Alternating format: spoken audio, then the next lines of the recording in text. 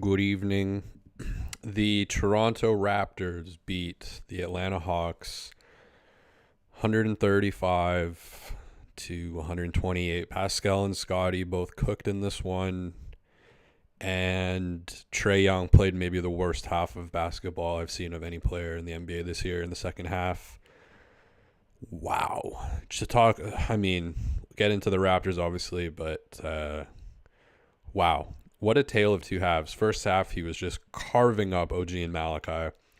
Second half, I mean, they switched up a bit. The Scotty was on him sometimes. Dennis was on him a bunch. But, like, that was just, like, disgusting. Like, shock. Like, even as a fan of, if you're a fan of the Raptors, you're probably a fan of basketball. And I felt like what he did in that second half was really a disgrace to basketball. And without Sadiq Bey and Bogdanovich,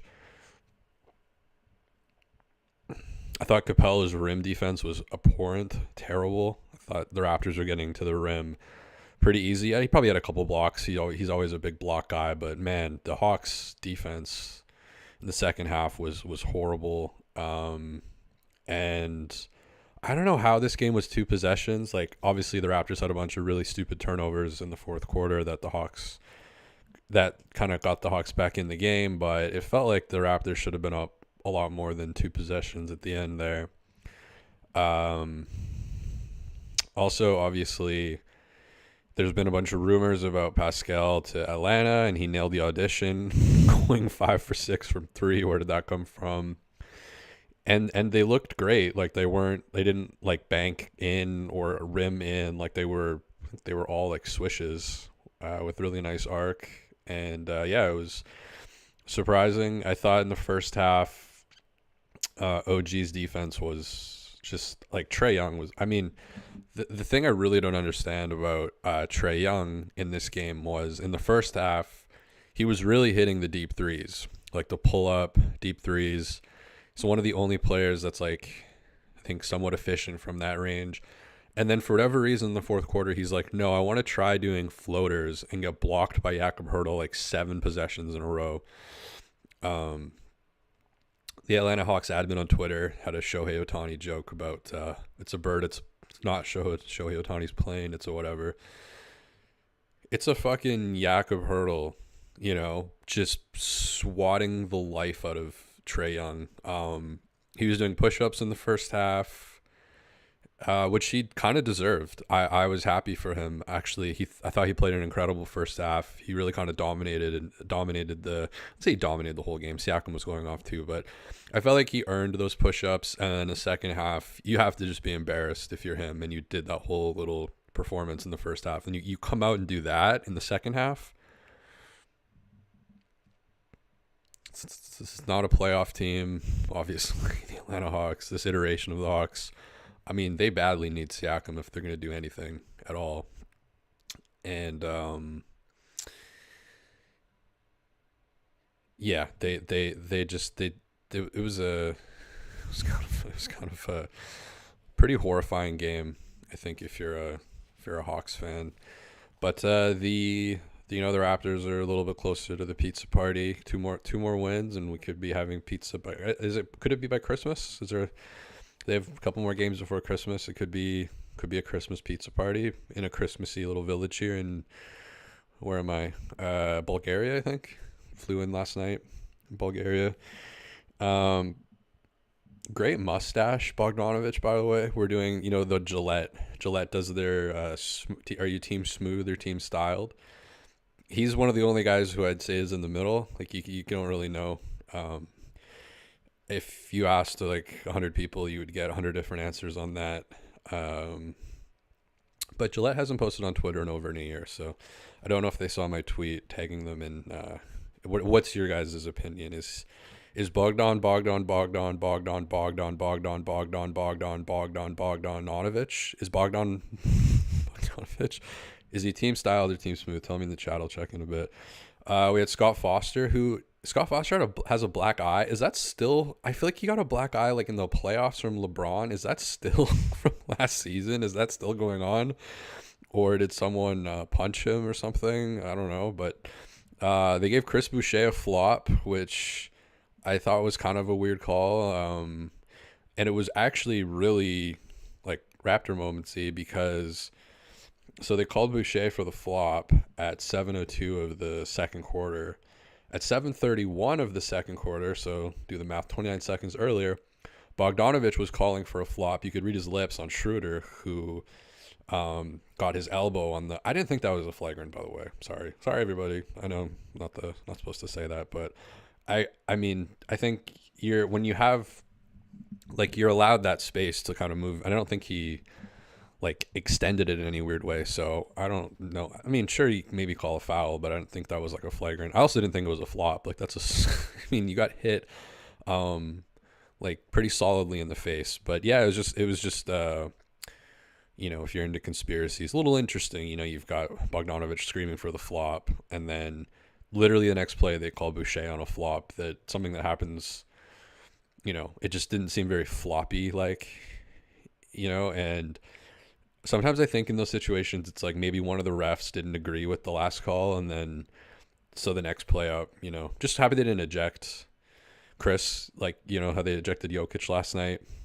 Shouts to Musa Dagger, that's his name. The ref who ejected Jokic, who also he's had a really weird history actually with this type of thing. He had a thing with Kawhi. People were posting on NBA Reddit last night all of his transgressions, just really questionable stuff. His favorite book of all time is Rich Dad Poor Dad. So, like in the history of literature, like of everything ever written. So, pretty incredible stuff. So in the first quarter here, got a Jakob turnover. He does have a 17% turnover rate. He had a good game today, but yeah, he turns the ball over.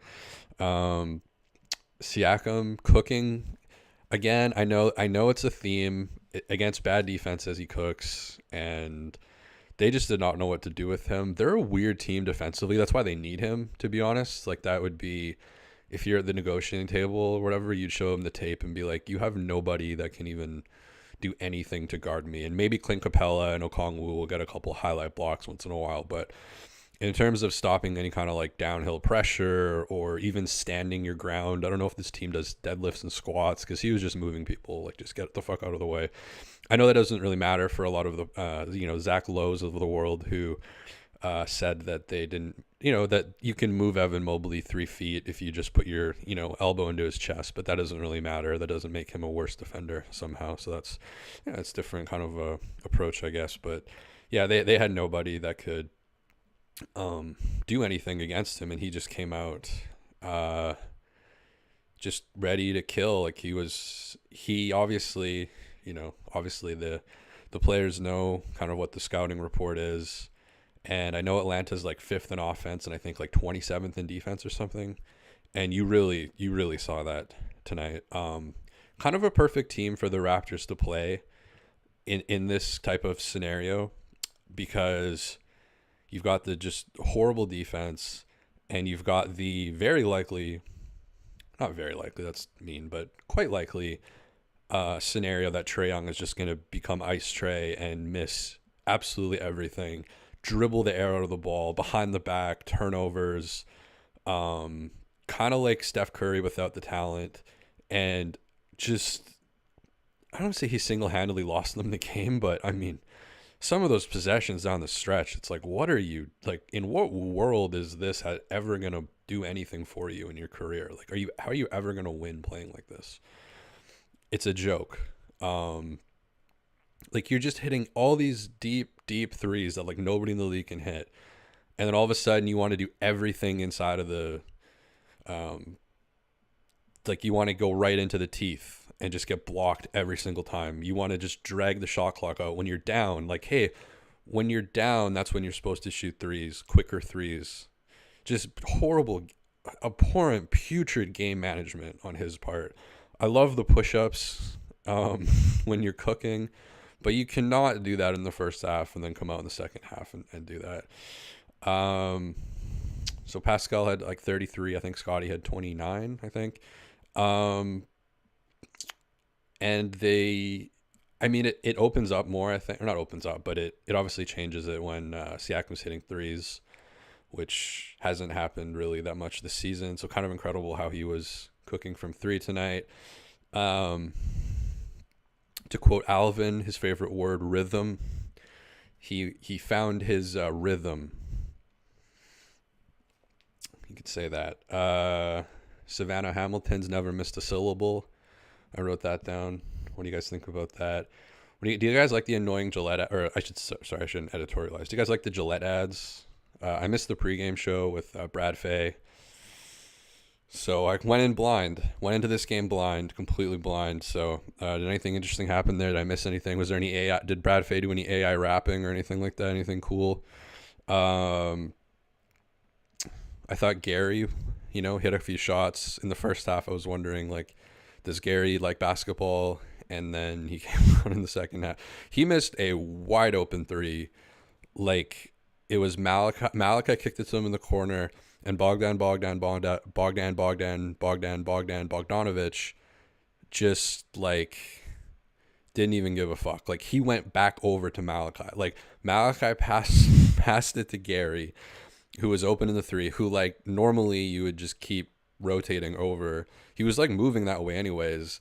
And then I don't know if he just was like a challenge or a fuck you or whatever, but he just let Gary take the shot, and he just like kind of, I guess, bricked it as much as you can brick like a corner shot, like off the, like where the wedgie is. And it's like, wow, that's a real low point. And then third quarter, he comes out bombing and hitting, and I think the Raptors hit like 9 threes in the third quarter. I think it's like the most they've hit in the quarter. Obviously, it's like an anomaly. You're not going to bank on that, every game of the year. But yeah, when you're going against these defenses that are the teams that just don't really care about defense, and Trae Young is literally like throwing the game away at the end. Yeah, good on the Raptors for capitalizing. I mean, those turnovers down the stretch were tough. Scottie had one. Precious got, it was a really funny play. Precious had the ball at the elbow, and Bogdanovich did the Fred VanVleet on Embiid thing and just came up from behind, tipped it. And then on the fast break, Precious just trailed him like kind of like in a Jaws kind of way. Like, you could tell that Precious could have run faster, but he was kind of positioning himself to get a block. And Bogdanovich just, like, I don't know, mind fucked him or something, and biffed the layup. I don't think Precious even like contested it. He just like, it was disgusting. And that was like in a very important stretch of the game. It was very Raptors-y. It's something you can see the Raptors doing. And speaking of transition, on that same side in the first half, Malachi, don't know what he was doing in transition. He was with Precious. Malachi and Precious, I've said before, it should be illegal for them to play basketball together. They're like the anti-chemists. They just, like, Precious is like way out in front, and it was reminiscent of a couple seasons ago when Svi was out like 20 feet in front and Precious didn't make the pass. This time Malachi waits all the way until he gets a charge called on him, and then he makes the pass, like, as he's bulldozing a guy when Precious was wide open the entire time. Again, no idea what you're doing on that. You're a point guard in transition. That's absolutely insane. And the bench, like, the bench really kind of shot the bed early on. Like, that's when Trae Young really started cooking, was when Malachi came in. And Malachi and OG, there was a couple plays where they were going under on screens, and Trae Young's just like hitting from deep, doing push-ups. It was ugly, Malachi's got to really shore up that defense sometimes, especially a guy like, Trae, who's one of the only, it's like Dame, Steph, Trae, Halliburton, Maxey, I get like, who can shoot from there. I guess Maxey can, I guess. But yeah, it was weird to see from OG. Like, if you're doing the OG propaganda defensive player of the year, do not show the first half of this game to anybody. And it was weird because the bench came in, the Raptors bench came in, and so, like, the end of the first quarter, the Hawks were on a 14-2 run, and all the momentum was going towards the Hawks. It's my Shaquille O'Neal Hawk thing. And then Darko, he's like, you know what? 14-2 run by Atlanta. Let's bring out the exact same lineup in the second quarter. And it continued to be kind of a gong show. That was when Malachi had the turnover in transition. Trae on killing Malachi and OG. And then Bogdanovich hits Schroeder. And that was kind of like a bit of a turning point. I felt like Atlanta was doing really well at that point, and then that just stopped the game. The ref spent like 24 minutes reviewing it. And then there was the Boucher call again, kind of, I guess like the makeup call or whatever, after the requested flop. And then that slowed the game down again. So the Raptors kind of got these 2 breaks. And then, the lineups, there's a clock, and then there was a clock issue as well. So really there was a clock at like 6 minutes. There was a clock issue. DeJounte Murray was like beside himself. In my opinion, if you mess up the clock, like the shot clock, like live gameplay, like you don't hit the button to start the shot clock, they should just eject you from the game. Like Jokic got ejected last night. You should be escorted, and it should play like on the Jumbotron, you getting ejected from the building on the Jumbotron, the entire stadium booing. There's people. I mean, this got to be easier than 7-Eleven. What are we doing? You didn't hit the button to start the shot clock. Did you see the ball getting bounded into? Like, are you watching the game? Are you asleep? Like that one guy was courtside. That was really funny. Some people pointed that out on Twitter. There was a guy just knocked out, just absolutely asleep, literally sitting courtside. And his female companion had really done herself up. She had a lot of makeup on. She probably spent 6 hours getting ready for this thing, and he's just passed out, just ice, just no pulse, just dead, no juice, no sauce. It's unfortunate. It's really unfortunate. We had the guy got hit in the face courtside the other game while he was on his phone. I mean, how fucking rich are these people? Jesus Christ. Last basketball game I was at was 2008. Okay. Quarter 3, we got Scottie on Trae now a little bit, and that was very problematic for Trae. He was getting really frustrated. Dennis played better defense on Trae, and just the defense in general, I thought was much better in the second half from the Raptors. I don't know why I tilt my head back like that.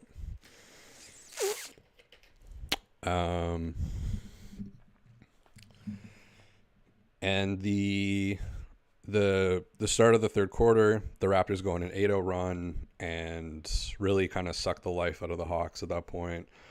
Siakam 5 for 6 from 3. They had 9 threes in the third. Gary was heating up. So Q4 10:24. We may have a Raptor Moments episode in there. I couldn't really tell. I feel like I need the American maybe broadcast. Shouts to Oh God, the Bally. There's some bad Bally Sports broadcasts. The Atlanta. Oh my God, am I gonna have to watch that? Oh, that's top 3 bad. Top 3. The Miami one's really bad too, but the Atlanta Hawks Bally Sports broadcast is. Oh God, I'm gonna have to watch that. Cause yeah, I thought OG looked at Trae Young after the dunk, like kind of in a taunty way, cause Trae was on the ground. And OG, who had a few really, kind of highlight dunks, I felt like in one of them he was staring at Trae as Trae was lying on the ground. Trae does kind of resemble like a 5'1" Embiid a lot of the time, just with the way he's like his ground game is pretty incredible. And he definitely got hit by Schroeder. Him and Schroeder had some. They were. Because this is Schroeder's old team as well. I should say his name correctly. Everybody says like Schroeder. It's like Herbie Kuhn does it right. It's should be respectful for him and say it properly like that every time. But yeah, and the Hawks, they have a history. Was he on that team that had 11 All-Stars that one year with like Joe Johnson? I think he was year after that. Trae wasn't on the team. Would have been. I always laugh that Tyrese Halliburton. he falls in the draft because his jump shot, he shoots from like his hip. I mean, the Hawks traded Luka Doncic for Trae Young, so they're not concerned about shot, shot elevation or whatever you call it, release point, shot elevation, release point. Yeah, and then I thought another one, a Pirtle got a circus shot, which was cool. But I thought Sadiq Bey, speaking of OG, had OG in a bit of a headlock at 7:05. So might look at that again. Might take another look at that again too. But yeah, like the jokes about Pascal in the audition is obviously, kind of funny. All the pieces that he was rumored to be traded for were not in the game. DeAndre Hunter, I don't know what he was doing, not in the game. Kobe Buffkin, is he in the G League or injured or something? He was not in the game. And then AJ Griffin had earthquakes, famines, and pestilences. That's why he was out. Personal reasons, he's really big into like the doomsday stuff, like the world ending. That's why QAnon is so evangelical too. But yeah, he's like, his entire Twitter feed is like, the world is ending and I'm the only one who knows like the right thing to do. So is that like Riz at all? I don't know. Like that seems like kind of a thing to that you could use, strategically, because just reminds me of like Trailer Park Boys, that episode when they're spreading the word of the Lord, going door to door, spreading the word of the Lord. A lot of advertising, I feel like. If I have to be marketed like this, then maybe it isn't all it's shaken up to be. Maybe I should just find it on my own. But yeah, he was out doing something. But maybe Beyonce was going to be in the building, who he's legitimately afraid of, which is a pretty incredible storyline in and of itself. But he wasn't in the game tonight. He kind of always looks like he just took a huge dump as well. Just like his facial expression, he always has that look like it was born with it. Happy for him, but he wasn't in the game tonight.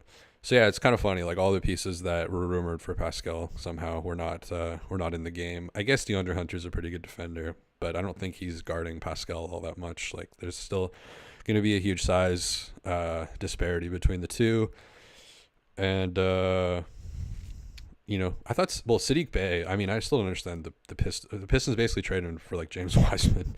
But I thought he played well. And of course, Bogdan,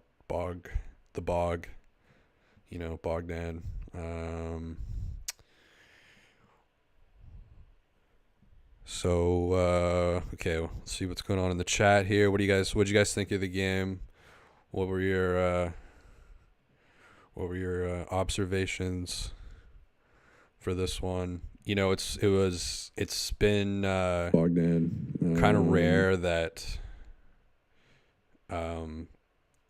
we get like a Scottie and Pascal game. It's weird because like, they don't necessarily have amazing chemistry, but you can see what happens when the team hits threes. Like when the team hits threes, and Scottie obviously hit a bunch of those threes. What did he shoot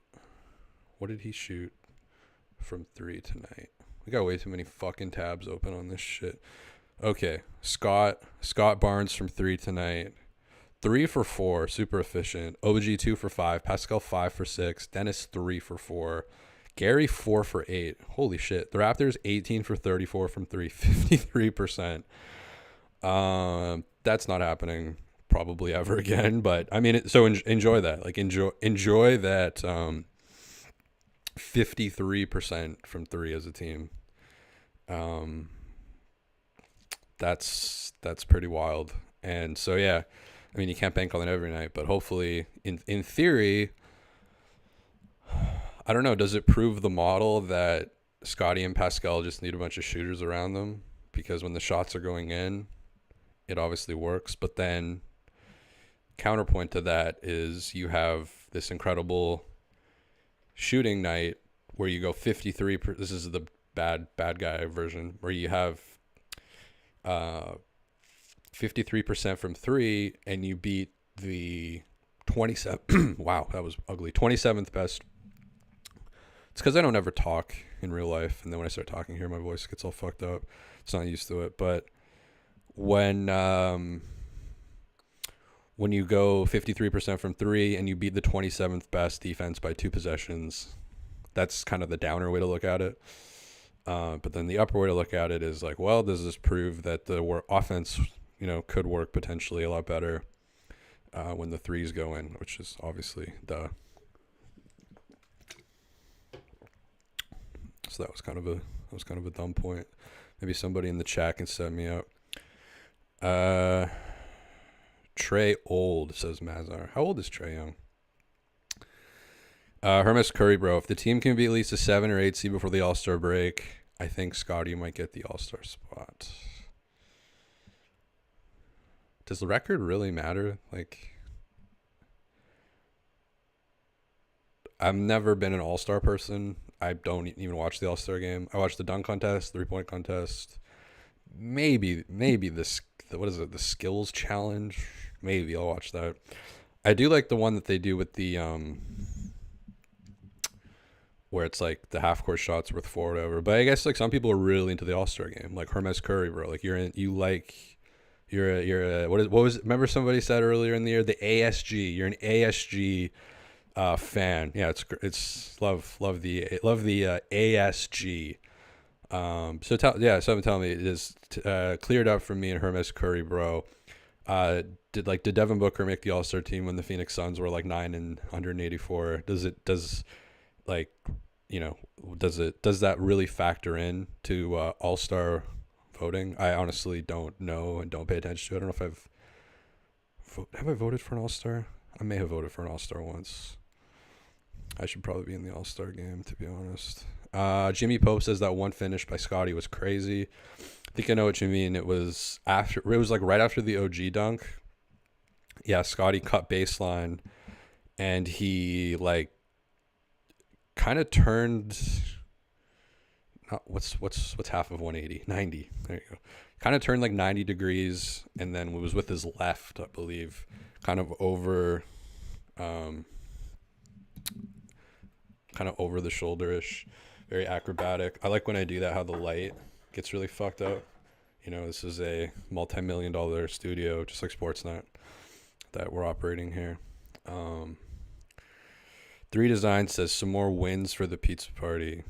2 more to go. Robert Reiger. I really think Masai is going to keep Pascal and OG. Dennis seemed mad at Precious multiple times during this game. Have to go look at it. Vegan Grass 40 burger. Yeah, again, file that one into. I put a little clip out of Elaine and George from Seinfeld having coffee. I think it's, what episode is it? I forget what episode it is, but they're just kind of awkward. And I said that's kind of Matt and Alvin, having a coffee because you just 40 burger and I don't know. They just have a lot of kind of weird interactions. Vegan Grass. Savannah and Alvin are unprofessional, not in a bad way. How can that be not in a bad way? But they are not suited to their jobs in any kind of way. Are they too professional? Unprofessional would be like fucking high as shit and swearing. For me, if anything, it's like too like, we are here with the Raptors reporting very seriously. Like, I'm at Tiananmen Square right now. There's a protest. People are dying. Scottie Barnes is starting the game. Like, for me, it's a little bit too like it's a sport. It's a basketball game. Lost his damn mind to decide to bring the ball up himself. No team would want Flynn or Precious. Don't worry, Masai will finesse any team.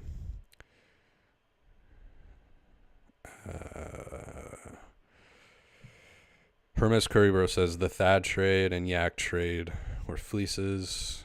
So I put a little thing about how Drew Eubanks this season is averaging, because he was in the trade as well. and they waived him in like 5 minutes. He has like 141 points, 100 rebounds, 30 assists, 25 blocks, 18th highest block rate in the NBA, right there with Embiid and Jaren Jackson Jr. per 100 possessions. And at the time, the center rotation, I think Koloko was either injured or in the G League. It was Precious and Boucher, and Thad was kind of put out in desperation. Had an incredible Twitter interaction with it. I can't remember the name. Maybe I'll go back later when we're bantering and actually find the account that said it. But his defense to that was Thad was brought in for leadership. Like when I pointed out how much Eubanks had done and how the Raptors were lacking a center position and how there's been no player development, and yet they cut this guy who's now getting serious minutes and looks. He's not putting asses in the seats, but makes the right play, gets a lot of blocks, sets really hard screens, runs fast in transition, doesn't do dumb shit. And his thing was, well, Thad was brought in for leadership. They traded a pick for leadership, for veteran leadership. The account did not have a lot of juice on it, not have a lot of sauce. But I want to start bringing these people like into the show. Like that's really my dream. I need to, like, my setup isn't quite like the techie side of it, but like I just want to bring people with like the worst. There's some people from this chat, honestly, who just have like the worst like takes. Like, have people seen The Room? Like The Room is just like, you just like, you love it. I love it because it's so bad. It's like the Pistons losing 20 games in a row. Like you just kind of love it. And there's some interactions on Twitter or on Reddit that are just like so uniquely brain dead that I would love to like riff with them, like on this show or on another show. It would be cool to pay them, like get a regular group of just the most like outlandish, uniquely stupid people and just kind of feed them meat, just like a shark with like trout, just over and over again. And then, I think that would be really good content. Like, I'm not even being sarcastic. This is what I think about. But it was one of those interactions where it's just like, this is a special way to defend the front office. But yeah, the more I think about this win, honestly, it's the 28th ranked or 27th or 28th ranked defense. You went 53% from three. And you only won by 2 possessions. I know that's a downer way to look at it, but that is also kind of the reality of the situation. But obviously it's cool that Pascal and Scottie combined for like almost 60 points. 1/3 of the way to the pizza party. Raptors won the mid-off. Yeah. But you also do have to give the Raptors some credit. The below 500 Atlanta Hawks are almost undefeated. One of the most dangerous teams in the history of sports is the one game under 500 Atlanta Hawks. Now they're what, 9? They're 9-14. The Raptors are 10-15. I mean, yeah, they're right in the soup with each other there. They're kind of in that tier of like, it's like Bulls, Hawks, Raptors. That's kind of in its own like its own league. I feel like it's not, you're not going to get, that's like the 7, 8, 9-ish around there, probably being generous. Maybe. I mean, you just, if you're a Raptor fan, you have to be grateful about the conferences. That's really, I mean, what an incredible time. I mean, you could debate this. Maybe this is the worst situation, maybe you want to be really, depends how you look at it. This would be a really good situation to have a really good team in a weak conference, or does the weak conference maybe allow you to slide into a play-in game? I guess it's got pros and cons either way, but it definitely is a weak conference. Quality experience. What do you think of the Draymond Green indefinite suspension? I haven't had time to like process that because I just heard about it like during the game, but it is hilarious. Like, first of all, yeah, he is unique. Like, he's doing like 90s basketball stuff. Like, there was like in the 96 playoffs, which I got really into during the lockdowns when the NBA shut down, got really into the 96 playoffs, specifically the Sonics. there's a lot of like Rodman, Karl Malone, Bukowski stuff going on where they were just like full out wrestling. There's one specific clip with Rodman and Malone that's just like the only thing that ruins that is Bill Walton was on all the calls. God, is that a tough listen? He does not. He's not an enjoyer of. Probably be a cool guy to like smoke weed with, or whatever, and like him and Don Nelson in like Hawaii, but good hair day, you know, looking horrible. But yeah, he. I don't know. That's what his fourth. That's like his fourth kind of like major incident, I guess, in the last year. But yeah, I just kind of imagine like, you know, Adam Silver doing the for life, but like indefinitely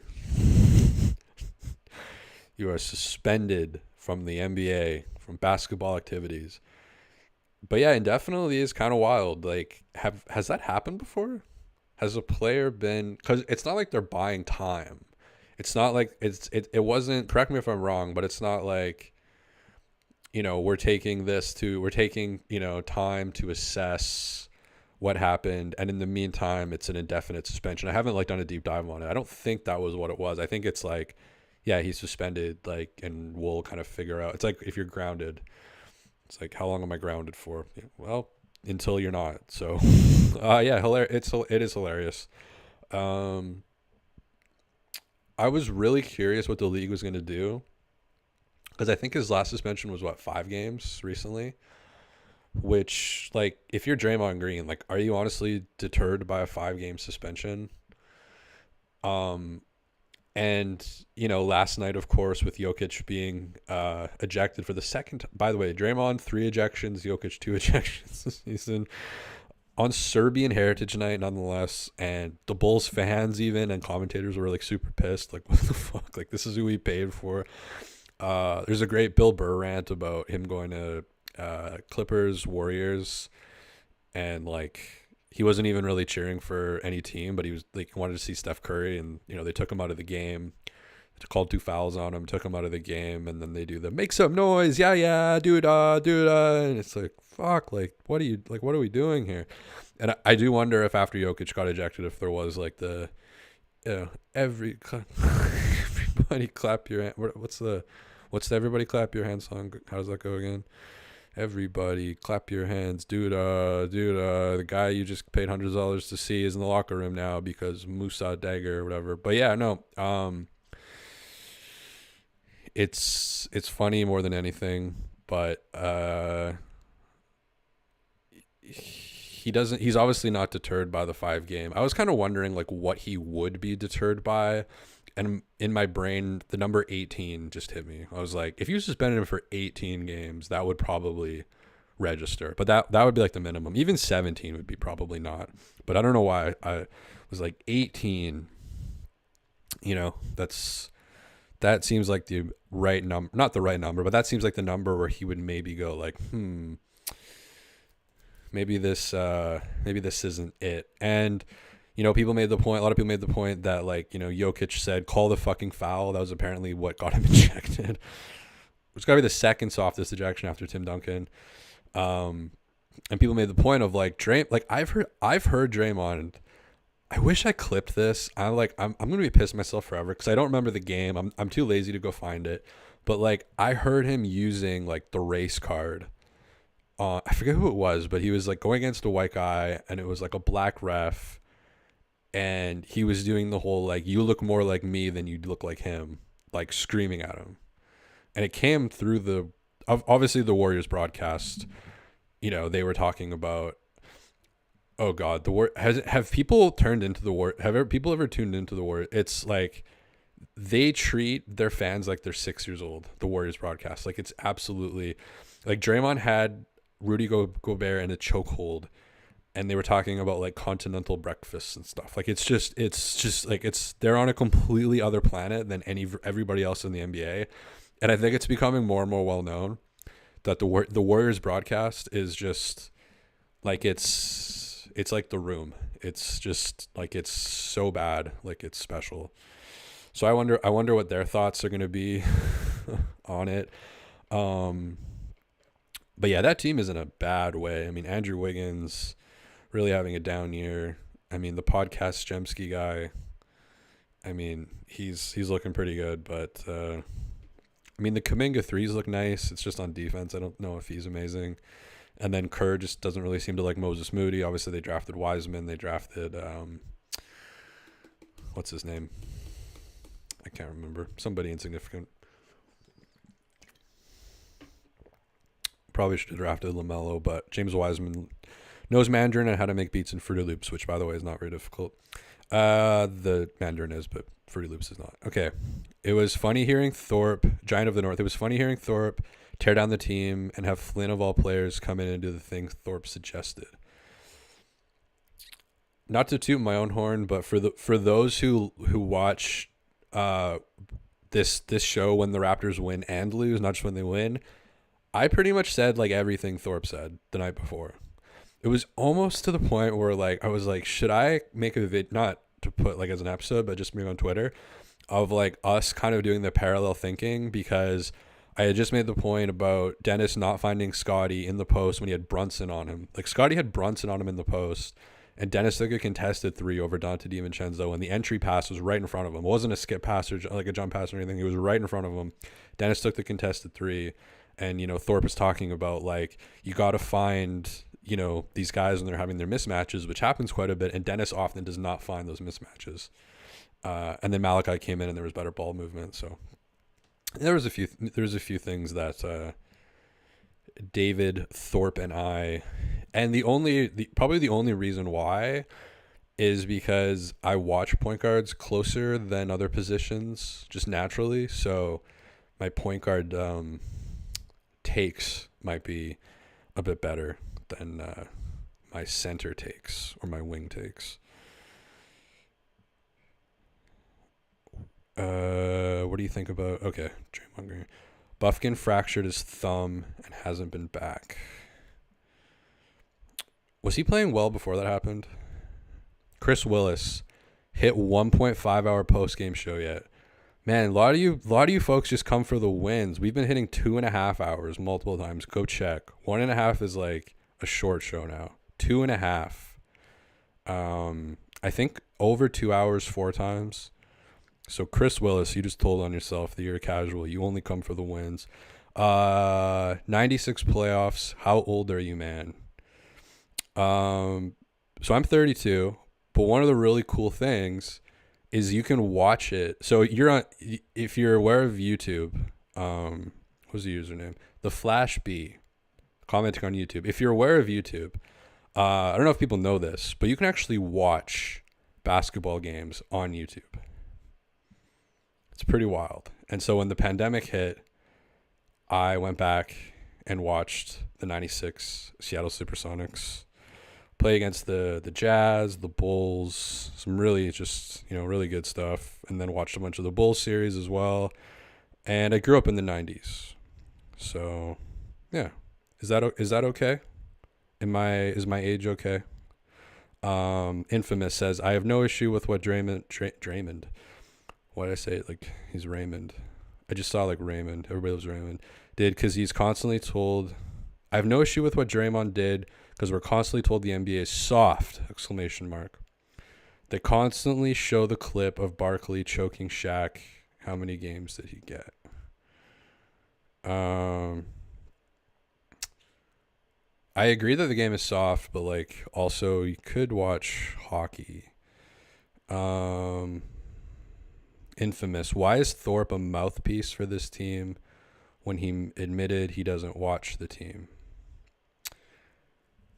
Well, he watched the Knick game that they played. I think he's one of the guys that like kind of his podcast is about like the whole NBA. I didn't realize people hated Thorpe like that from just reading the chat. It's kind of surprising. He's definitely has a bit of Henry Rollins in him. I've even told that to Will. I told it to Will when he came on the show. Like he's got that Henry Rollins of like, used to hear it in AA, all the Alcoholics Anonymous, all the time. Like, I've spilled more beer than you drank, kid. I've been into basketball since before you were born. That by the way, the guy who asked how old I was, Thorpe is a lot older than I am. Is that weird to watch 90s basketball on YouTube? Like, why is that age dependent? I need a clarification. I think we're into the banter part of the show. Is the Flash B still in the chat? Can you give me a clarification of why it's weird for a 32-year-old during lockdown when there's no basketball to watch the 96 Bulls Sonics, which by the way was the closest any team ever got to beating the Bulls. And if George Karl would have put Gary Payton on MJ and not waited, defensive player of the year, maybe you put him on it. Maybe you put the defensive player of the year on an MJ. Maybe you do that. But no, you got to save him for offense. We're going to wait until we're down like 3-0 to do it. And then it works incredibly well. MJ gets, as much as you can shut down MJ, gets shut down. The Sonics win a few games. It becomes an actual real series. Are you telling me that this year's Raptors are more exciting than the 96 Sonics? Peyton and Kemp, the original Lob City? Detlef Schrempf with the flat top? What are we doing? Flash B? This is crazy. Okay, Edison Ghosts. Sabonis, Steven Adams, Nurkic, Gobert. Who will be the first pundit to bring up the race card when it comes to Draymond? At least this man has a grudge against overseas big men. At least. That's a good point. I hadn't thought of that. I had never made that observation before, but that is true. It's always, he's like Don Cherry. He just like hates the Europeans. Or I guess Steven Adams is I know it's Kiwi, but is that like the actual New Zealander? New Zealander? El Poncho One Mucho Grande. I like that name. Are there any players or staff, past or present, that you think you could beat in a fight? Are there any players or staff? I don't know. Probably Jim Sand. I don't know. Thorpe isn't a mouthpiece for the team. WTF? Yeah, I agree. Like, he talks about all the teams. And when he says he's not watching, like, not to be like a David Thorpe white knight or anything here, but when he says he's not watching, it means he's watching like a game once in a while. He's kind of the type to go out of his way to kind of like understate. Steve Jones does that too. He was on their show today, where it's like, I guess I'm guilty of that too a little bit, where it's like, I don't watch any basketball. I don't really watch this team, but then it's like way more than a lot of the top podcasters watch, because it's like, I don't know. You watch a lot of, you listen to a lot of the main NBA podcasts, and they're just like regurgitating like points from each other. I don't know. I think I definitely watch as many games as those people do, but I wouldn't necessarily come out and be like, yeah, I watch every game. I'm really locked. Like, what do you want Thorpe to do? Oh yeah, I'm really locked into everything. I'm fucking awesome. Like, he already kind of does a little bit of that with the Henry Rollins thing. What else do you want from the man? What are we doing?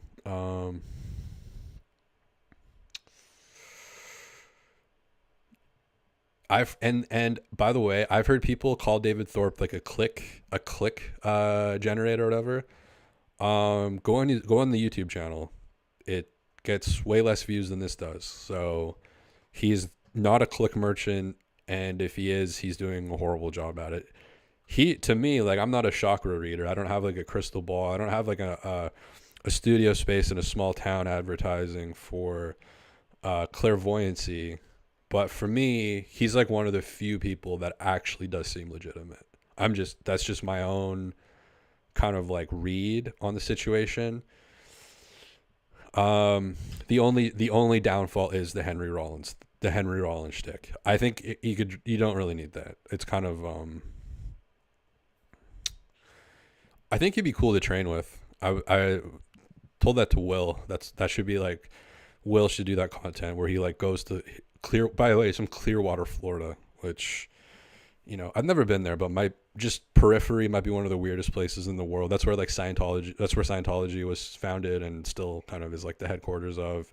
Lots of just like weird kind of stuff there. But he's down in Clearwater. It even sounds like if you were gonna make a movie if you're gonna make some like dystopian movie, which it basically is the state of Florida, and you're like, we're gonna call the place Clearwater, and be like, that's too weird. Like, no one's gonna believe that.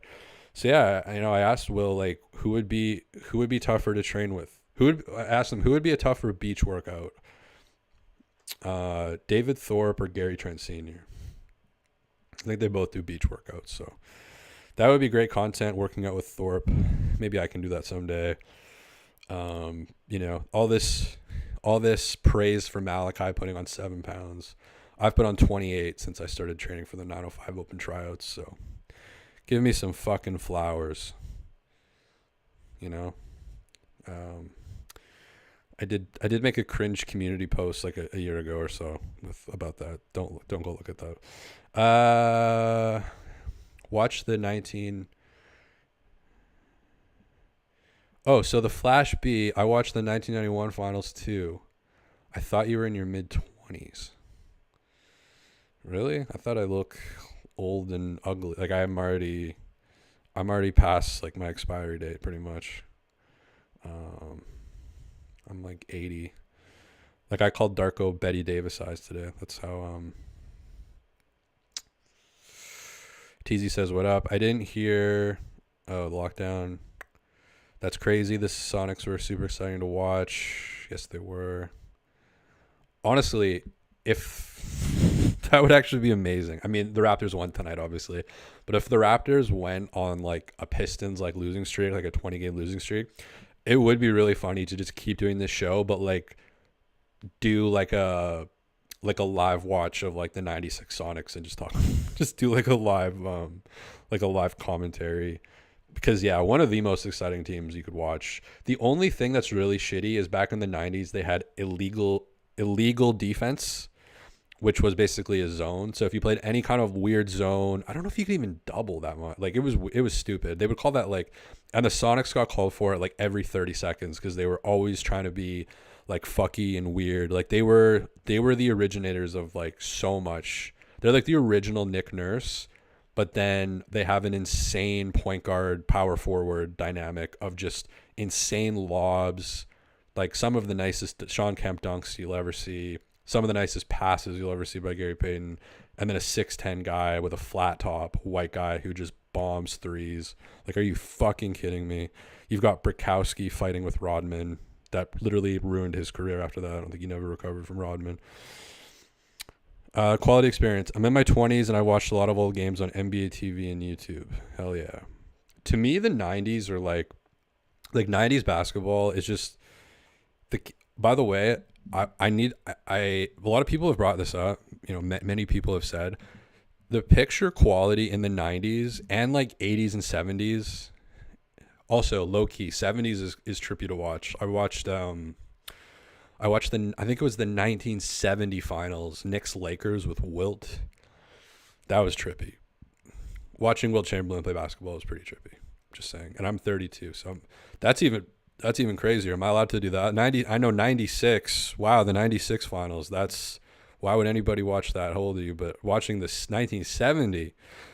And you know why? Because different eras of basketball can teach you different things. There's lots of players nowadays in basketball who study the old shit. They study the Pete Maraviches, the Wilt Chamberlains, because the footwork's different, the moves are different, the defenses aren't set up for it. It's not as predictable. That's how you kind of learn shit. So yeah, it's fun to go watch Wilt's footwork in the 1970s finals, and if you're a 5'9" point guard, apply that to doing shit in the post, and then it might look like Jalen Brunson from time to time.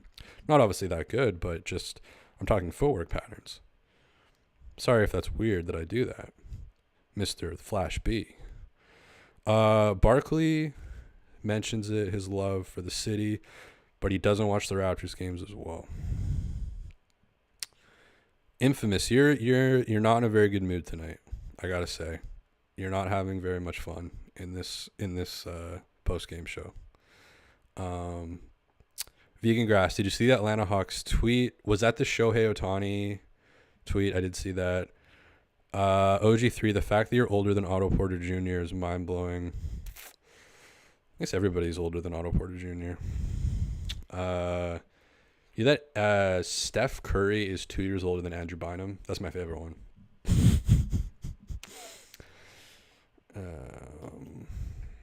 So some people thought I was younger, and now some people think I'm.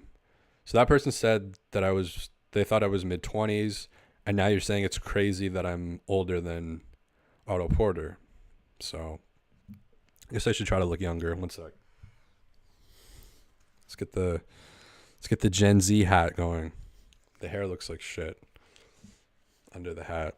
There we go. Am I younger now? Am I 25 again? Is that okay?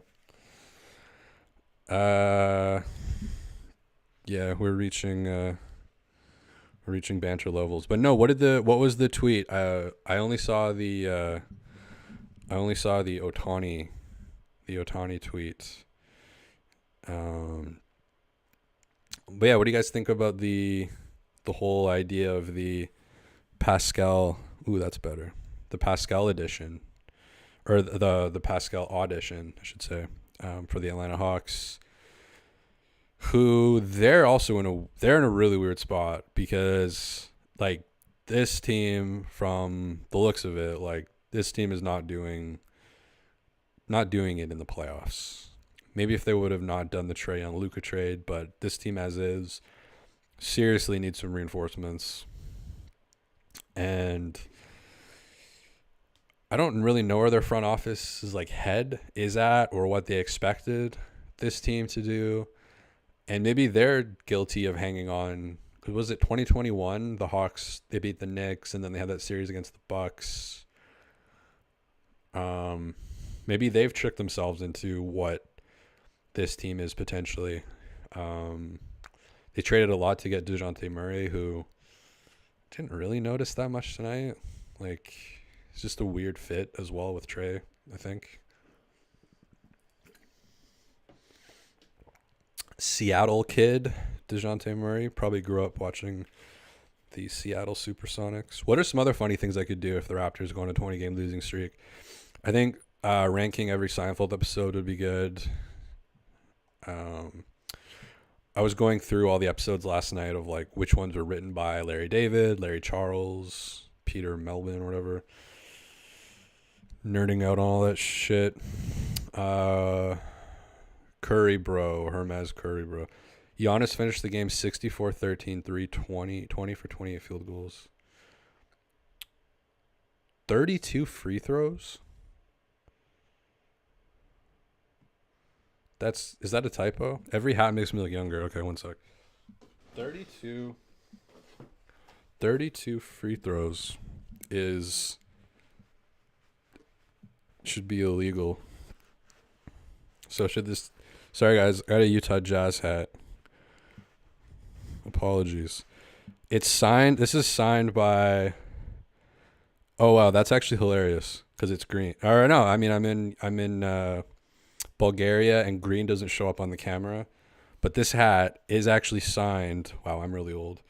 Oh no, it's on the top. You guys see that? That is Slim Kid 3 of the Far Side, the hip hop group that makes me very old. When did Lab Cab in California come out? 95, and then Bizarre Ride to the Far Side was 92. Got to adjust the Mitchell and Ness. Let's get this going. Okay, now I'm like 21. There we go. That looks good. Is Josh Lewenberg doing this type of shit?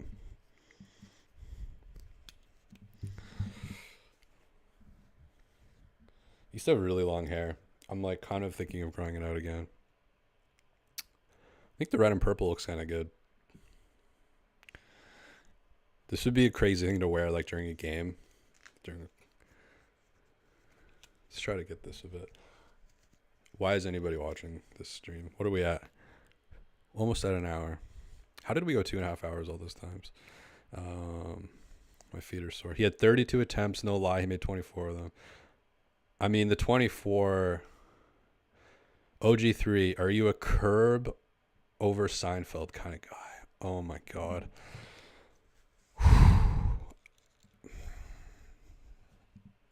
It's an incredible question. It's an incredible thought experiment. Like, Curb is probably the better show And so now I think we're done with the Raptors talk at this point. If people want to check out, but Seinfeld for me is like a drug, and it's really only the early seasons that give me that drug-like effect. Some people find that with Friends. I don't at all find. I don't know. I liked it when I was like 11, and then turned 16 and was like, yeah, this is boring. But yeah, Seinfeld has like this drug like the earlier seasons. One is a bit like still getting their footing, but like 2 and 3 is just like 2 and 3. Season 2 and 3 of Seinfeld are like the greatest, in my opinion, seasons of like anything ever, probably. 4, four's still great, but it starts a little bit to get a little bit rickety, but it's still like 90% there. Season 5 is kind of a turning point. That's when Larry's only writing like throughout Seinfeld, Larry wrote less and less of the episodes. And then by season 7, he quit after season 7. And it's just like, it was so lost at that point, and he knew it. And he wanted to quit, I think after even like season 4, and they just like kept him there, but they just ran out of ideas to talk about. And then they brought in other writers to write the episodes. Like, they had other writers before, but like season 2, season 3, it was Larry and then sometimes Jerry writing like almost all the episodes. Larry Charles has written some great episodes. But yeah, that later on, like, they just brought in all these writers, and some of them were really wacky. There was these two, I forget their names, but they wrote a lot of the really wacky episodes where there's just 87 plot points, and then I fucking hate all those episodes. Like, and those are always the ones that are like the Bizarro Jerry's. Like, it's just like, what are we? I don't know why that one came to me, but like, what are we doing? But yeah, it's a tough question to answer. I mean, Larry was, for me, like the driving force behind Seinfeld. Like, he was the true kind of star, and you really saw that with Curb. Like, no one from Seinfeld did anything after Seinfeld. Jerry did the B movie. George has done not, like, Jason Alexander has done nothing. He was in a show. He was in a sitcom that used to come on after like Everybody Loves Raymond. Fuck, what was it called? It was horrible. I want to say stand up or something. I don't know. It was horrible. Kramer just, says the N-bomb on stage, and that's all he's been known for since Seinfeld. And Elaine did Veep and whatever, but it's not, shouts to her for being in National Lampoon's Christmas Vacation as well way back in the day. That's always a surreal moment when you see Elaine in that movie. But then Larry makes Curb, obviously, and it's like, oh yeah, this is the reason you watch Seinfeld, is for the writing, like just the comedy writing. And yeah, Curb is improvised, but actually it's crazy. There's a really good conversation between Larry David and Ricky Gervais on YouTube, just talking about like comedy and Extras by Ricky Gervais and Stephen Merchant, depends. I don't know why I'm doing the French thing, but that's like a top 3 show for me too. Only 2 seasons, I think only like 8 episodes total, 10 episodes total, but just like incredible, like so fucking good. The episode with Steve Spear and Samuel L. Jackson is just, man, they had David Bowie, Samuel L. Jackson on that show, David Bowie, Patrick Stewart, Daniel Radcliffe, Kate Winslet, Ben Stiller. Incredible show. Only on for 2 years on the BBC 2, I think, or BBC 1. Lost the hat. So what's the better show? I guess the better show is probably Curb, but the show I like more is Seinfeld. So, but I'm very particular about it. Certain episodes I like literally cannot watch. I remember I was at the dentist once, and I forget what episode it was, but like the later seasons, they have different lighting, different set design. There's all these wacky characters, and like I remember it was like torture. It's like Clockwork Orange, because like you kind of have to watch it. You're at the dentist office, and it's just like, oh man, some people are watching this and they think like this is Seinfeld. Like Larry's not writing it. George becomes really like aggressive and angry, but in a way that's not believable later in the seasons, where it's just like overreacting to everything. Like, like it's it's not believable at all. And then you watch the older episodes, like, when he's running up, these pretzels are making me thirsty. It's like that's when they really the basketball talk. I feel that with Trailer Park Boys as well. Fucking great example if you're on the same track that I'm on. Once season 7 hit, which is weird because it's Simpsons is kind of the same thing a little bit. Season 7, like there's something, The Office season 7, there's something with season 7s that's like the tip off point. And yeah, Trailer Park Boys for me, I watched 1 minute of season 8 and I had to turn it off. Like I couldn't even entertain the idea of watching it because everything's different. Like different lighting crew, different editing crew, different TV company, entirely different writers. Mike Clattenburg was like not involved anymore. Just everything was completely different. The actors are like older, which isn't a deal breaker, but doesn't help that they've aged 11 years or whatever since the last season. But they still could have maybe done it. It's never good when they bring shows back though, like Arrested Development as well. Just like tough when they brought I just did not get into it. But yeah, same with Trailer Park Boys. That's the nice thing about like the Toronto Raptors, for example, is there's like always new shit happening. It's like I don't have to really think of the ideas as much. Like you get 82 games a year guaranteed. Like the stories are always, even if they're not that interesting, with how the team plays, at least you're getting them. Whereas like Seinfeld, you're really scripting it on your own life experiences. And after doing 4 seasons or 5 seasons, you can tell why they would run out of it, or run out of ideas. But there are a few episodes like in season 6, like Larry wrote The Face Painter, which I wanted to watch last night, but I couldn't find it on the legal websites that I use. Good sports episode. The Face Painter, got to support the team. Putty is one of the only good later characters. I think a lot of that was Larry's writing. I can just kind of tell. I feel like I've gotten a sense of like what Larry's ideas and writings are, and then what these kind of more wackier writers that they brought in were. And also shouts to Larry Charles. He wrote some incredible episodes. He wrote my favorite episode of all time, which is The Limo.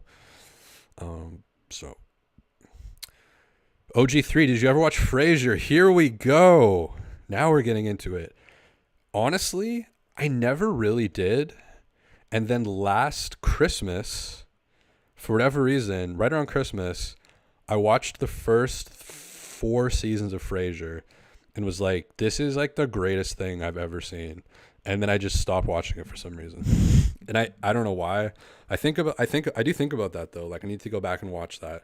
I think it was like the last 3 episodes of season 2, if I remember correctly, when his agent is like threatening to kill herself. It's just like, man, this is good. And then they got some Sonic shit on there too in the earlier seasons with the Niles being the therapist. But yeah, Frasier, again, it has that like drug-like effect when they're in the apartment.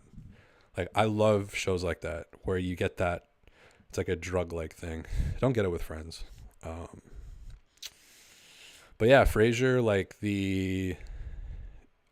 I think that the chemistry that Frasier and Niles have is like really is like up there.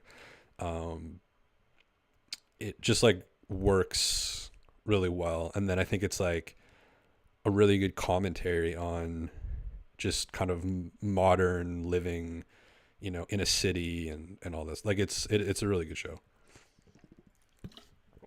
I heard in the later seasons it turns to shit, and I have seen some clips of the later seasons, and it's like, yeah, just again, it always happens. Like these things get overproduced, the writers change. Look at The Simpsons. I mean, what happened to South Park? God, I saw a commercial a couple weeks ago.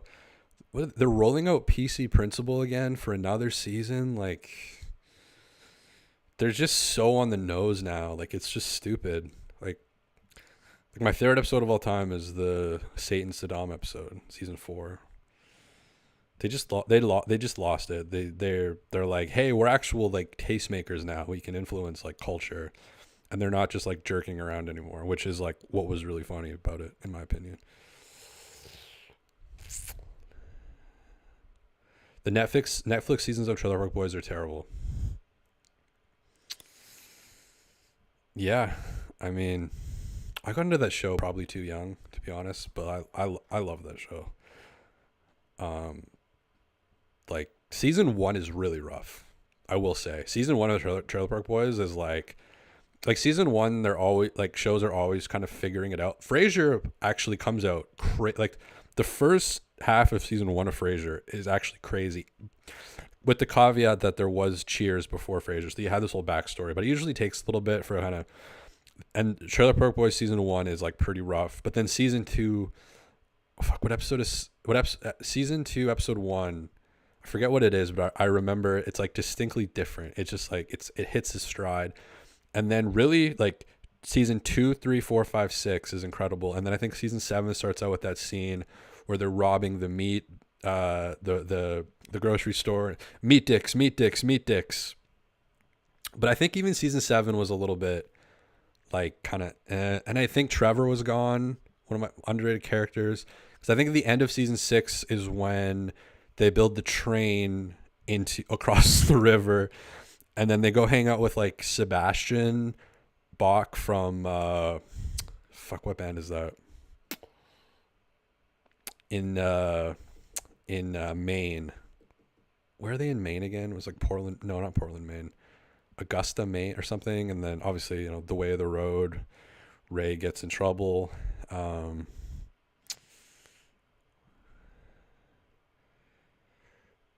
God, the Pacers ran away with the game ball. Giannis wanted it, and now he's mad. Oh, yeah, I saw a clip with him and Halliburton. Quality experiences. I disagree. Trailer Park Boys season 1 is still really well written. Maybe I need to rewatch it. It just felt like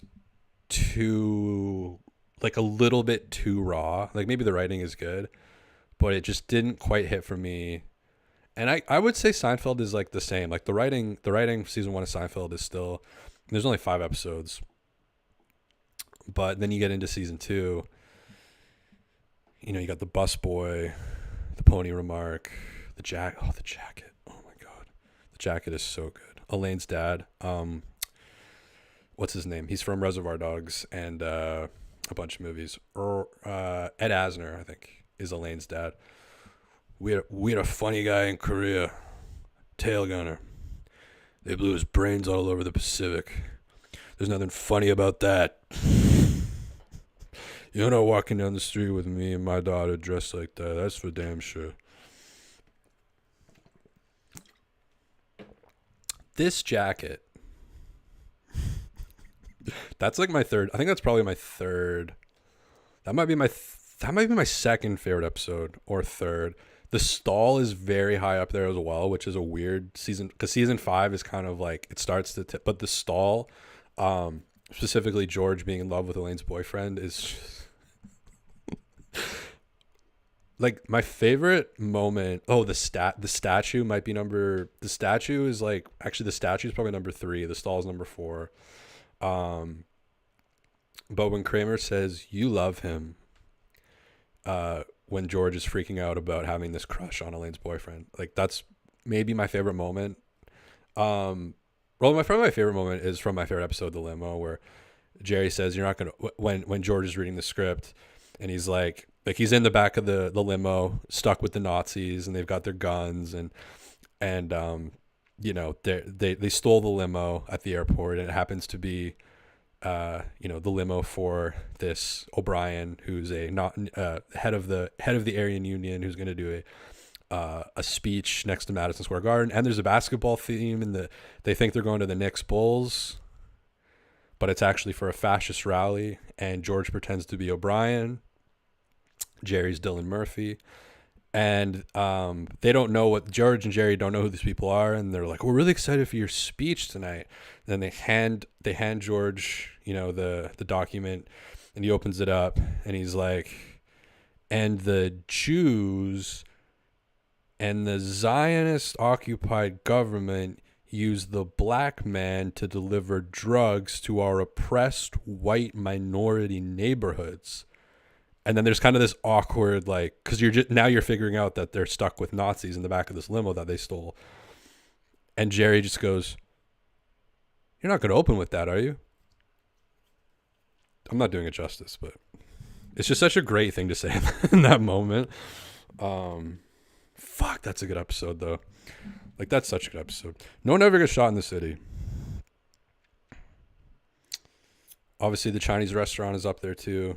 The Chinese restaurant's crazy because that was season 2, and all the executives and the networks were like NBC, they're like, we can't air this, like nothing happened, something has to happen.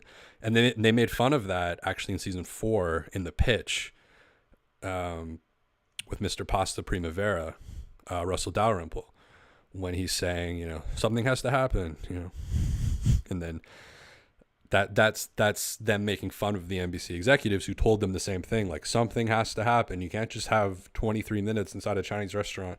Actually, no, you can. And it's going to be one of the most storied episodes. And if you watch the inside looks, which are on the DVDs they're on YouTube as well, the execs hated like all the classic episodes, and they actually wanted Jerry and Elaine to start dating. And so that's the backstory for the Deal episode in season 2, where Elaine and Jerry create this whole thing about how they're friends, but they're going to sleep together. And then they use that to kind of show the network that, like, no, this actually isn't that funny. Like, it's better if they're, separate. Like, it just, the fucking networks, man. And honestly, it's those same types of people who are like behind the scenes in sports media or any kind of media. It's like, really good example of this. If you Google Spotify Will Lou Raptor show, the first result is the show, just the show itself. But the second result, like the first episode that comes up, is the off-season banter pod when they're talking about Lord of the Rings and Smeagol and Deagle. It's not Adam Silver, it's not Dennis Schroeder, it's not Gary, it's not Malachi or Fred or like any NBA player. It's that banter pod episode, and it's like, management, that's why they're management, because they don't get me started on this, but that's why they're management. They don't understand what drives people to watch things. They just think like, oh, we just gotta make it better produced and better lighting, and it's like, no, that's not what people want. Quality experience. This is maybe the best comment I've seen. Imagine if Jerry and Elaine had a boring will they won't you romance. Exactly. And that's what NBC wanted. They wanted that, like, oh, it'll be like a good friction point. Like, that would have like ruined, especially the earlier seasons. They would like play with it once in a while. What's crazy is there was actually a hit, like not a hidden, but they were going to do this episode where they were going to bring like a gun and like pretend to kill themselves or something and like make a bet. It's actually on Wikipedia. It's like the hidden episode or something. And then during the table read, they were like, this is like too dark. Like we have that. There is the suicide episode where Newman, or was it Newman, going to jump from the roof? But then it was also the roommate, the Drake's Coffee Cake. I'm on the roof. That was originally voiced by Larry David. But it was too dark for them. And so Larry and Jerry wrote the phone message, great episode, where Elaine leaves the sexy voice message on Jerry's recorder, and then Kramer and Jerry and George all kind of fall in love with her, especially George. He's just, bamboozled by it. He can't operate, but they would really rarely play with, because like Elaine really is like a male Jerry in a lot of ways. So she's going to have stupid relationships as well. Like, she's going to cycle through new guys and so like you wouldn't have gotten, the David Putty, you wouldn't have gotten the exclamation mark. You wouldn't have gotten George falling in love with her boyfriend. It just would have been so fucking stupid for them to do that. Just to be like, oh, let's just make them a will they won't they couple, like a Ross and Rachel, like every other show. Instead of, yeah, it's stupid. But luckily they didn't cave. That's why you got to really respect. Once Curb hit, Larry already had that not street credit, that had that credit, that pull, that push. to be like, no, this is how it's going to be. But when they made Seinfeld, that was a new show for them. They had never done anything before. Like they were on Friday. Like Jerry had done nothing. He was just a stand-up comedian. And Larry was on like Fridays, which was like kind of like an SNL style skit show. But he had like I think he was living at home still. Like he was living at home, and Jason Alexander was not some big actor. Julie Louis-Dreyfus had done a couple things, but not like they had nobody really that big. The ratings were not amazing coming out of the gate. And Larry was like living at home, and they were still like, fuck you. Like, we're not doing your stupid love storylines. And yes, we're doing the Chinese restaurant where the entire episode happens inside of a Chinese restaurant. But that one might not be that great to watch as a first time. The Cartwright joke's not going to land if you don't know. But great episode. I'm probably going to watch Seinfeld after this, to be honest. OG3, Smeagol and Deagle, I forgot about that. I actually made a little video clip on Twitter of like them talking, and then I edited Smeagol and Deagle clips from Lord of the Rings on top of it.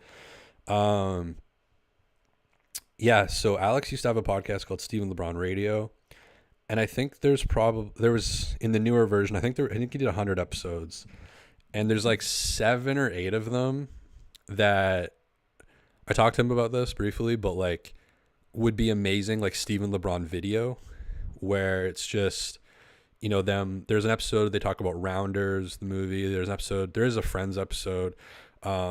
There's the Bruce Lee documentary. There's Rush Hour 2. There's Hitch. There's Crazy Rich Asians. There's Joy Luck Club.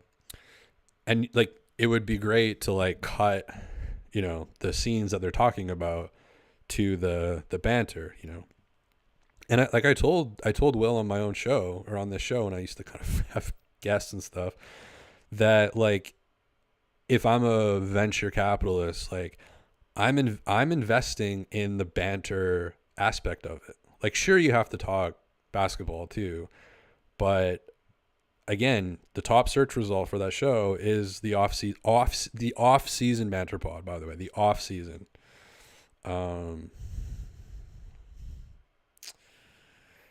And I don't think they've leaned into that. I think it's been more, going kind of the opposite way. And I think when you have kind of a unique dynamic like that, it's just unfortunate that you get, the NBC types, not that I've had any confirmation of this, just using adding it up in my own brain. You can kind of see it. And it's like with Seinfeld, it's like my biggest fear for this channel is becoming overproduced, like the lighting's too good, or becomes kind of tight and constricted. Like I got a car dealership sponsorship in the summer, and I feel like I went out of my way to make those shitty. Like I was basically, every ad read I did was just cars crashing into shit and being like, this is a car, like, Paul Walker died in a car crash, but doesn't mean you have to if you want to go get something. Like, and then going out and finding like kind of, funny clips of cars crashing into shit. Like, if I do get, which I do think I will get more corporate sponsors down the road. I mean, it would help if the team played better, more people watch, but that is like my biggest fear. Is because you see it in South Park, you see it in The Simpsons, you see it in Seinfeld, you see it in Trailer Park Boys. It's just after a certain amount of time, it's like you lose something and you overcompensate that with, better editing, better animation, cleaner, and then it like loses that like lo-fi aspect. You know what I'm talking about? We're getting really metaphysical here.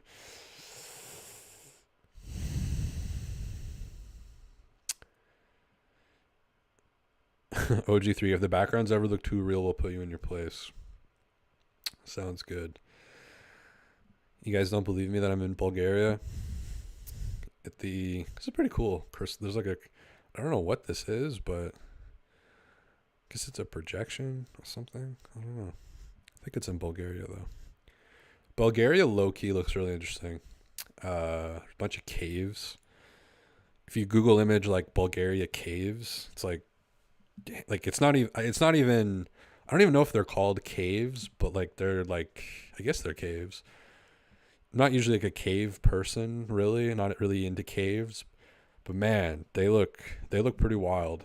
That would be a great place I think to kind of set up. You got lots of shit around you, like Turkey's close, Greece is really close, the Balkans are all really close. It's really affordable. Low key Bulgaria maybe one day. Even when the Raptors win, I'd rather talk about TV sitcoms. Yeah, I tend to watch the same ones like over and over and over again. If you're into Seinfeld and Curb and stuff, Frasier, like you got to watch Extras with Ricky Gervais. Not a great name for a show. It's only on for 2 seasons. It was right after The Office, and he's a extra in like the acting world. He's like the bottom of the bottom of the bottom of the food chain, and he's like 42. He doesn't have money at all. He's just like desperate to get anything, and every episode is like with a new star. So like it'll be like he'll be in a Ben Stiller movie, so Ben Stiller will be in that episode, or a Samuel L. Jackson movie, and Samuel L. Jackson will be in that episode. And the stars usually play subversions of each other. Like Orlando Bloom is in one of the episodes, and like he just can't stop talking about Johnny Depp, like to the point where he's obviously really insecure about how he's so much more attractive than Johnny Depp, and that's kind of his whole like character arc. But then Andy, who's played by Ricky Gervais, he's just like, I don't know. It's just so, it's like he's trying really hard to like make it in like the world of acting, and then he finally in season 2, he gets a network TV show, and on the BBC One, but they just like strip all the creativity out of it. They turn it into like a gag and like a joke, and he's like really miserable, but the show's doing really well, and everybody, like he goes out to bars and like people recognize him, but it's all just like the dumbest people of society really like it. And then all the like, you know, higher up people, whatever, like don't like it. And then he runs into David Bowie at a nightclub, and then David Bowie just starts like he tells a story to David Bowie, and then David Bowie just like turns around to the piano and starts playing a song like mocking his character, and the whole bar just starts singing along. It's just so fucking funny. And then his agent is just like the most incapable, inept, just like absolute idiot, but they have such good chemistry together. And he's always trying to like promote his other clients like right in front of Ricky Gervais, like Andy, right in front of Andy. Like he's always, yeah, you know, it's a great show, and it's like you have to savor each episode because there's only like 8 or 10 of them. But yeah, that's like a huge recommendation that I have for people to watch that show. The Bulgarian real estate futures. Bruce Willis and Sybil Shepherd were good in Moonlighting. I think that show inspired Seinfeld. I've never seen that. I have a bad habit of only watching movies from like the 50s and 60s. I guess I am fucking old, kind of in a way. But yeah, one day we'll do the top. I'll rank every Seinfeld episode. Although it would be really hard to do 8 and 9 because I did own all the DVD. I guess I still do own all the DVDs, like seasons 1 to 9. So I have watched those episodes, but it's probably been like 10 years. Like I'm just in the back of my head, I'm remembering the reverse peephole is like one of them. I don't know why I remember that. Bizarre. I remember the Bizarro Jerry, which is like horrible. The Puerto Rican Day Parade, which I think got banned because the Puerto Rican people protested it. But yeah, just I don't know. I forgot. So that would be harder to rank. There just might be a big like pile of shit at the bottom. But then at the top, you know, you've got the statue, the limo, the stall, the jacket. The massage is probably up there. The cafe is up there. People are talking, Babu. People are talking. A steaming hot towel for your pleasure. I think that's it, though. I think I'm running out of steam here. Is there any other games happening? What else did I miss? Sometimes I like to catch the end. Oh, wow. 20 seconds left. Knicks Jazz, 112, 117. And then that's it. So I guess I'll go watch Seinfeld. I want to find the Face Painter episode. I haven't watched that in a while. I've seen that in a while. But so, yeah, Toronto Raptors get a W. You know, pizza party. Pizza party coming up. Any last thoughts in the YouTube chat? I think that's it. Yeah, I think that's it. What do we do? Hour 30? To someone who asked if we'd cleared an hour ever before. Yep. Go check out the Bulgarian caves. Just Google image that.